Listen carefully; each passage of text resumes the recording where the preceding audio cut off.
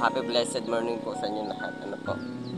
At isang umaga na ibinigay sa atin ng ating Panginoon. Isang biyaya na tayo'y buhay at malakas. Ano po? At ngayon po ay araw ng Sabado. At nawa ay ingatan tayo ng ating Panginoon sa umaga ito. Sabi po sa aklat ng Joshua chapter 1 verse 8, huwag mong kaligtaang basahin ang aklat ng yaon. Dinidirihin mo iyon araw at gabi upang matupad mo ang lahat ng nasusulat doon. Sa gayon, giginhawa ka at magtatagumpay. Ano po? Huwag nating kaligtaan basahin ng aklat ng yaon. Ano ba yung tinutukoy ng Biblia? Anong tinutukoy ng salitang ito? Kundi yung Word of God ng ating Panginoon. Ano? Yung salita niya na dapat isinasa isip at sinasa buhay po natin at isinasa puso. Ito po ay para po sa atin. Ano? Dahil ang Panginoon ay mabuti at dakila sa lahat.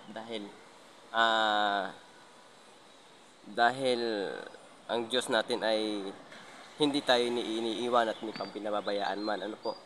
Na dapat natin pinag-aaralan ang Word of God o ang salita ng ating Panginoon araw at gabi. Ano? Upang matupad mo ang lahat ng nasusulat doon. No? Minsan kasi nagkakasala tayo, dapat nagbabasa tayo ng Word of God para hindi tayo malihis ng landas at hindi tayo makagawa ng mali at kasalanan. Ano? Kaya dapat natin binabasa araw at gabi at hindi natin malimutan yung sinasabi ng aklat ng ating Panginoon. Ano? Salita ng Word o salita ng ating Panginoon o yung Word of God. Ano po? Sa gayoy giginhawa ka at magtatagumpay. Ano po?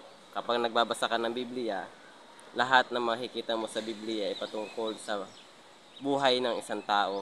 Ano po?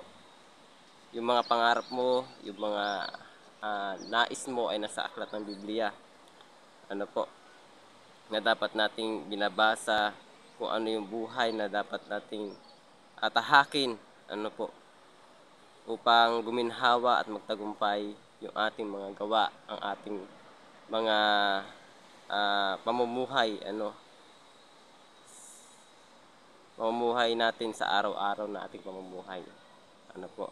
Ito po yung aklat ng Joshua chapter 1 verse 8. Ano po? Huwag mong kaligtaang basahin ang aklat na yaon, didirihin mo yun araw at gabi upang matupad mo ang lahat ng nasusulat doon. Sa gayo giginhawa ka at magtatagumpay. Happy blessed Saturday po ngayon. Ano po? At ako'y po ay bibiyahe. Duty pa ako ngayon. Ano po? Ayan. Ayan po yung motor. Ayan. Kaya travel na pa ako ngayon. Sa lahat ng nagbibiyahe, ingat po. And God bless sa inyo lahat. Naway ingatan po tayo ng ating Panginoon. God bless po.